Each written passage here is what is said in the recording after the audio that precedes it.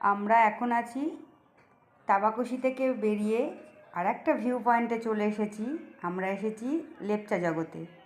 লেপচা জগতে এত বড় বড় পাইন গাছ যেন একেবারে আকাশ ছোঁয়া। দেখো, তাকালেই যেন একেবারে মনে হবে কোথায় দেখছি, আকাশেই দেখছি নাকি, মনে হচ্ছে যেন আর একটু ওপরে উঠলেই আকাশটাকে ছুঁয়ে ফেলবে।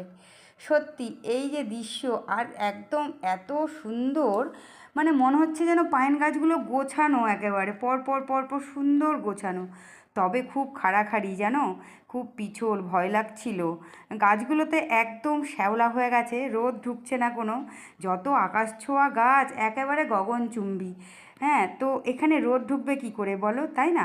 তো রোদের তো কোনো বালাই নেই, তবে ওয়েদারটা বেশ ঠান্ডা ঠান্ডা। তুতান, রিক এরা তো ইসে রেখে চলে এসেছে, গাড়িতে জ্যাকেট রেখে চলে এসেছে। আর এখন লেপচা জগতে ঢুকে বলছে ঠান্ডা লাগছে। এখন তো আর কিছু করার নেই, গাড়ি পার্কিংয়ে চলে গেছে, এখন তো আর জ্যাকেট আনা যাবে না। তো একটু ওপরে উঠতেই আবার গরম ধরে গেছে। ভীষণ সুন্দর একটা পরিবেশ, ভীষণ মানে মনোরম দৃশ্য। প্রচুর পর্যটক, সবাই আনন্দ করছে, মজা করছে। কেউ ডিজে নিয়ে এসছে, কেউ ছোট ছোট স্পিকার নিয়ে এসছে, গান করছে, ভিডিও করছে, নাচ করছে।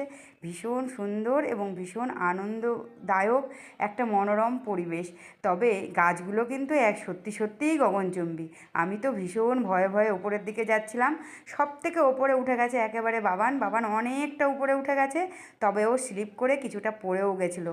তো চলো, সবাই ফটো তুলছে, ফটো সেশন চলছে, ভীষণ সুন্দর।